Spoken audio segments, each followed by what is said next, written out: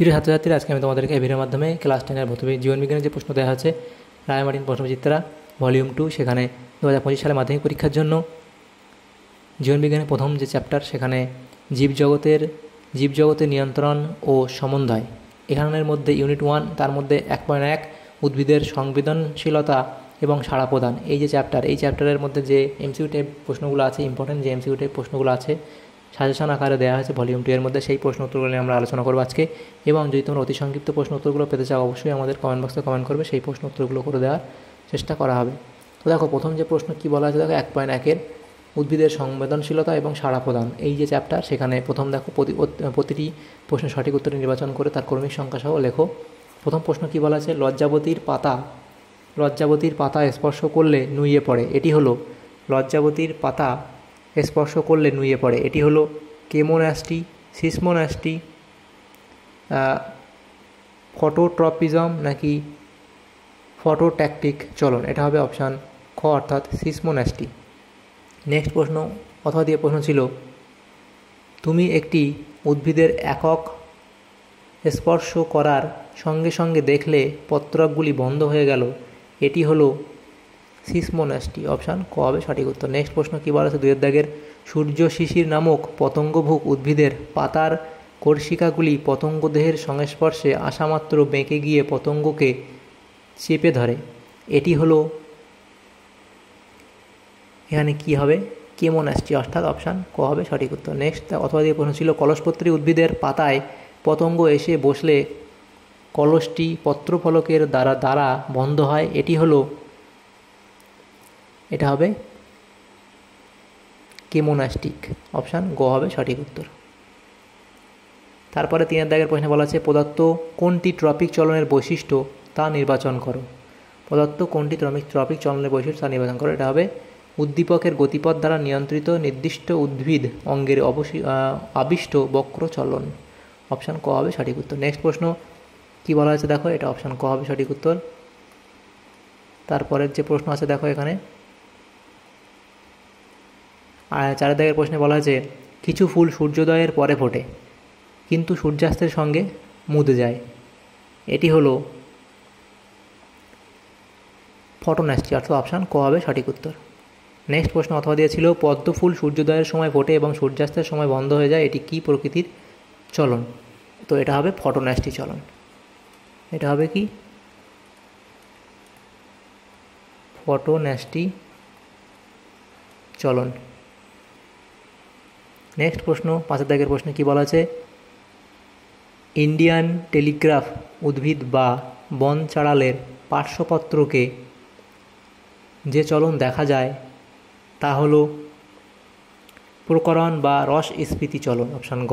Next যে প্রশ্ন আছে দেখো 6 দাগের প্রশ্নে, ভলভক্স মৃদু আলোকের দিকে অগ্রসর হয় আবার তীব্র আলোক উৎস থেকে দূরে সরে যায়, এটি কী ধরনের চলন, এটি হবে ফটোট্যাকটিক চলন, অপশান ক সঠিক উত্তর। নেক্সট প্রশ্ন, উদ্ভিদের কাণ্ড এবং শাখা প্রশাখা সূর্যের আলোর দিকে বৃদ্ধি পায়, উদ্ভিদের কাণ্ড ও শাখা প্রশাখা সূর্যের আলোর দিকে বৃদ্ধি পায়, এটি হলো আলোর অনুকূলবর্তী চলন, অভিকর্ষ অনুকূলবর্তী চলন নাকি আলোক প্রতিকূলবর্তী চলন নাকি জল অনুকূলবর্তী চলন, তো এখানে তোমাদের এই প্রশ্নের সঠিক উত্তর হবে আলোক অনুকূলবর্তী চলন। নেক্সট প্রশ্ন, উদ্ভিদের কাণ্ড আলোর দিকে বেঁকে যায়, এটি উদ্ভিদের কাণ্ড আলোর দিকে বেঁকে যায়,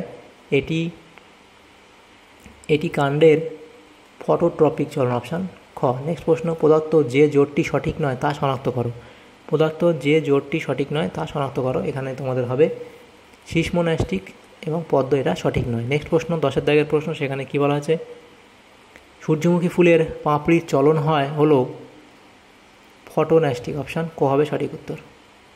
নেক্সট প্রশ্ন বলা আছে 11 দাগের প্রশ্ন, ফান গাছের শুক্রাণুর ম্যালিক অ্যাসিডের প্রভাবে বা মশের পুংজনন কোষের শর্করা দ্বারা আকৃষ্ট হয়ে ডিম্বাণুর দিকে অগ্রসর হওয়া এক প্রকার কেমোন্যাস্টিক চলন, অপশান গ হবে সঠিক উত্তর। নেক্সট প্রশ্ন বলা আছে, সন্ধ্যামালতী জুঁই কম আলোতে ফোটে আবার দিনের বেলায় বেশি আলোতে মুদে যায়, এটি এক প্রকার ফটোন্যাস্টিক, অপশান ক হবে সঠিক উত্তর। নেক্সট প্রশ্ন 13 দাগের প্রশ্ন, সেখানে বলা হয়েছে, আচার্য জগদীশচন্দ্র বসু ব্যবহৃত ব্যবহৃত উদ্ভিদের চলন বা সংবেদনশীলতা পরিমাপক যন্ত্রটির নাম হলো ক্রেস্কোগ্রাফ। অপশান ঘ হবে সঠিক উত্তর, ক্রেস্কোগ্রাফ। নেক্সট প্রশ্ন, আলোক প্রতিকূলবর্তী বা নেগেটিভ ফটোট্রপিক চলন দেখা যায় উদ্ভিদের, এটা হবে মূলে। অপশান ক সঠিক উত্তর হবে, উদ্ভিদের মূলে। নেক্সট প্রশ্ন, তির্যক আলোকবর্তী চলন দেখা যায়, তির্যক আলোকবর্তী চলন দেখা যায়, এটা হবে অপশান ক অর্থাৎ পাতায়। তারপরে ছিল অনুরূপ প্রশ্ন, সূর্যরশ্মির সঙ্গে পাতার লম্বভাবে বৃদ্ধি পাওয়া কী ধরনের চলন তা লেখো।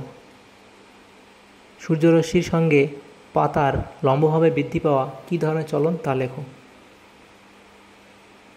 এটা হবে তির্যক আলোকবর্তী চলন, আলোকবর্তী চলন। নেক্সট প্রশ্ন 16 দাগের প্রশ্নে বলা আছে নিকটিন্যাস্টিক চলনের উদ্দীপক হলো, নিকটিন্যাস্টিক চলনের উদ্দীপক হলো আলো ও তাপ উভয়ই। অপশান ঘ। নেক্সট প্রশ্ন, পদার্থ কোনটি ট্যাকটিক চলনের বৈশিষ্ট্যগুলিকে নির্দেশ করে। এটি এক প্রকার বক্র চলন, এটি এক প্রকার সামগ্রিক চলন। 3 বলা আছে অক্সিনের দ্বারা প্রভাবিত হয় এবং উদ্দীপকের গতিপথের উপর নির্ভর করে। 4 বলা আছে উদ্দীপকের তীব্রতা ও গতিপথ উভয়ের প্রভাবেই ঘটে। তো এগুলোর মধ্যে কোনটা কোনটা হবে তাও অপশান এখানে দেওয়া আছে। তো এখানে তোমাদের সঠিক হয়ে যাবে 17 দাগের যে প্রশ্ন সেখানে তোমাদের সঠিক হবে এটা 2-এরটা হবে, এটি এক প্রকার সামগ্রিক চলন এবং এটি এক প্রকার সামগ্রিক চলন এবং এটা হবে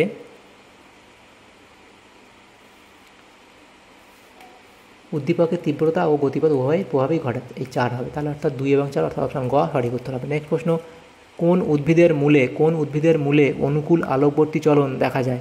কোন উদ্ভিদের মূলে অনুকূল আলোকবর্তী চলন দেখা যায়, এটা হবে লবণাম্ব উদ্ভিদ। অপশান গ। তারপরে প্রশ্ন ছিল শৈবালের শুষ্ক অঞ্চল থেকে জলের দিকে চলন হলো, শৈবালের শুষ্ক অঞ্চল থেকে জলের দিকে চলন হলো হাইড্রোট্যাকটিক চলন। অপশান খ হবে সঠিক উত্তর। নেক্সট প্রশ্ন, যে কোষের রসস্ফীতি চাপের পরিবর্তনের কারণে লজ্জাবতী উদ্ভিদের পাতা গুটিয়ে যায় এবং বনচাঁড়ালের পত্রকে চলন হয় তার নাম হলো পালভিনাস কোষ। অপশান ঘ।